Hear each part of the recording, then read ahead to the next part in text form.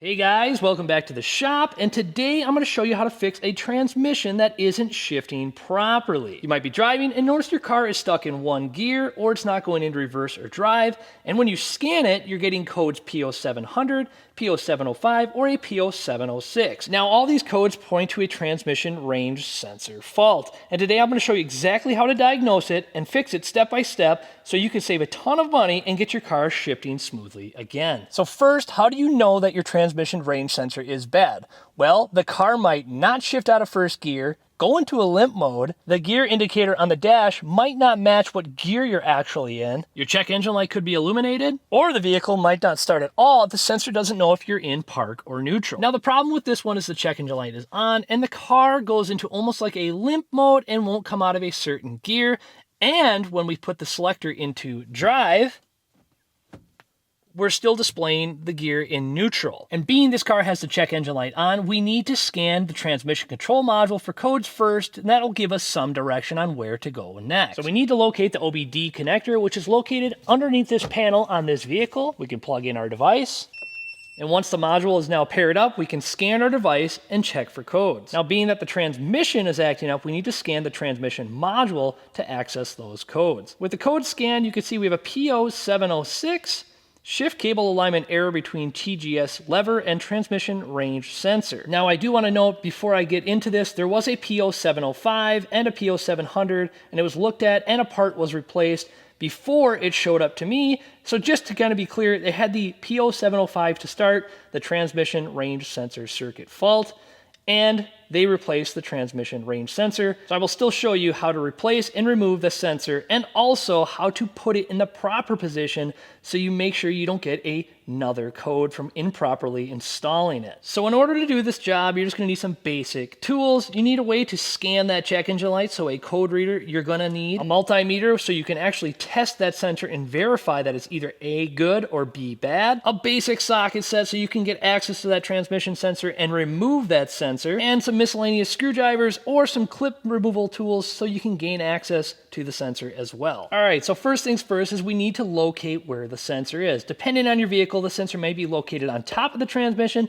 or on the side of the transmission, and on this one, it's located on the top of the transmission. Now, it's difficult to see, but this one is located right underneath the battery tray on top of the transmission, so we're going to need to remove this airbox snorkel, and we're going to have to remove the battery and the battery tray. So to start, we got to remove these plastic fasteners to get this air snorkel out of the way. Now we can remove the negative terminal and the positive terminal of the battery, and this hold down right here.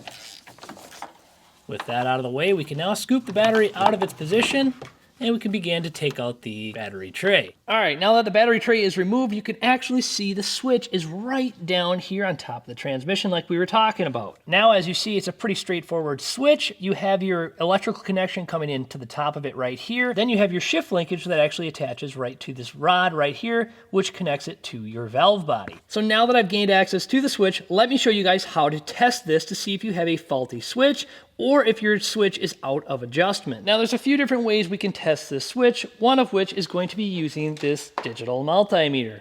We're gonna set the settings to voltage, and we're gonna back probe each connection, and we're gonna test each connection on the back of that harness for voltage output using the digital multimeter.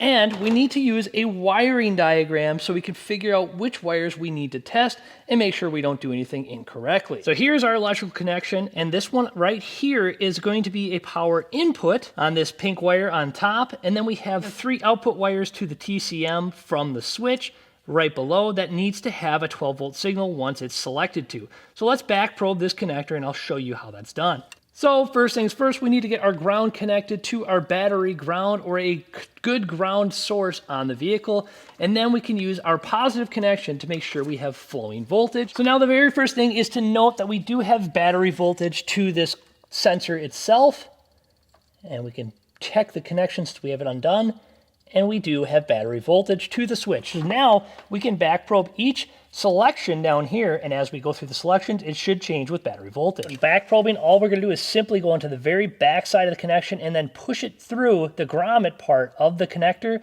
just so we can get contact on that one terminal at a time, and we'll do one between each other. And this is gonna be very difficult to see from the camera, so just so you know, I'm noting that's how you do that. You just push these pins in, and this is just a simple, very, very thin pin to get in there to test them. And now, as you can see, we've got voltage in our first position. We'll move our selector here. And we have voltage in our second position. Now, another good thing to do to verify is to use a bidirectional scan tool, which not everyone will have. That's where the voltmeter comes in handy. But now we can see on this, with bidirectional controls, we can see what the computer sees. So we can see shift, lever, switch, and current gear, and we're in park currently, right here. So now, as I shift the gears, so from park to reverse, this should change, reverse to neutral, and then neutral to drive. And you can see we're in drive, and we're still showing that we're in neutral. So that's where our problem lies, which I think we have an adjustment issue. So now that we got the on-car testing done, let's remove the switch so I can show you the removal and replacement of it, and we can do a bench test as well. And first things first, we need to put the selector into neutral. Now, once the selector's in neutral, there is an alignment pin right here, and you can see it's actually out of alignment already, which I think is going to be the concern here, because you need to use a 5mm bolt or an alignment tool to put in this hole right here and align this position. But regardless, let's remove the switch so you guys know how to do it. Start by removing that electrical connector. Remove the center bolt. Then we have a bolt here and a bolt here, both 10mm bolts. And just like that, your switch is now removed. All right, so here's what the neutral safety switch or range sensor switch looks like out of the vehicle. As you can see, it's just got an electrical connection right here, your two mounting connections right here and here. This is the alignment pin section right here, and then your shift linkage that actually comes up through the switch and then bolts to that bracket on top. Now what you can do is test this on the bench as well, simply by using some jumper wires and the resistance test on your ohm meter. So switch this to resistance, find your main power feed right here, and then we can check resistance on each of these as we switch the selector right inside here. So for example, now we can check the connection right here and see if we have resistance. We do on that terminal. We don't in the center terminal. And then we do on that other end terminal here. So now one by one, we can switch this connection like so. Now we don't have resistance here. We do in the center, and we do on the other end. And then one more time, we can switch one more. Don't have resistance, don't have resistance, don't have resistance. And now every time we change the selector on this switch, the resistance does change, which indicates that the switch is functioning properly. Now, if you weren't getting resistance changes like this, or the voltage change, or the things on the computer, and this was an old sensor, most likely at this point you would have a faulty sensor. But now, being that this one was replaced by the person that brought the car to me, I'm assuming that they just didn't have this thing aligned correctly. So let me show you how to align the sensor once you put a new sensor in the vehicle. So now let's go back and reassemble the switch. And before we do, it's important to note that these switches have flat spots on the center on both sides, and those have to be lined up perfectly on the linkage, otherwise this switch won't go down. So don't fight it. Make sure those flats are mounted in the right position, and don't force it because you don't want to damage the switch. And you can see the flat spots on the shifter rod that actually has to be lined up on the sensor. So now we can reassemble the switch like this, and it will fall down on those slots like it's supposed to. Now you can see there's a little bit of movement in here, and this is just going to stay center. Once those are tight, we can put the electrical connection back on. Now the bracket is also slotted as well, and this is where your bolt or a drill bit can be used to help align this thing. And we need to make sure the slot is perfectly centered with this drill bit, like so. And now I can readjust this part here. I loosened this up, and it actually wanted to move forward quite a bit, just with the initial adjustment there. So I'm going to tighten that down in that position now. And now with a closer look, you can actually see this red marker that's probably from the factory on this bracket and the nut itself was right here, and it was actually where they bolted it way too far forward on here. So I think what was actually happening is that linkage just wasn't in the right position, and that was causing it to stay in neutral when it was actually supposed to be in drive, throwing the switch off and causing it to start a check engine light. And beginning probably had a circuit fault internally with the P0705, which the sensor was actually bad. They just needed to adjust it correctly. Now with the switch properly installed, torqued down, we can now reinstall the battery tray, the battery, and the air box. So in goes the tray, in goes the battery, And we got to tighten those terminals down, just 10mm bolts. This airbox can go back on.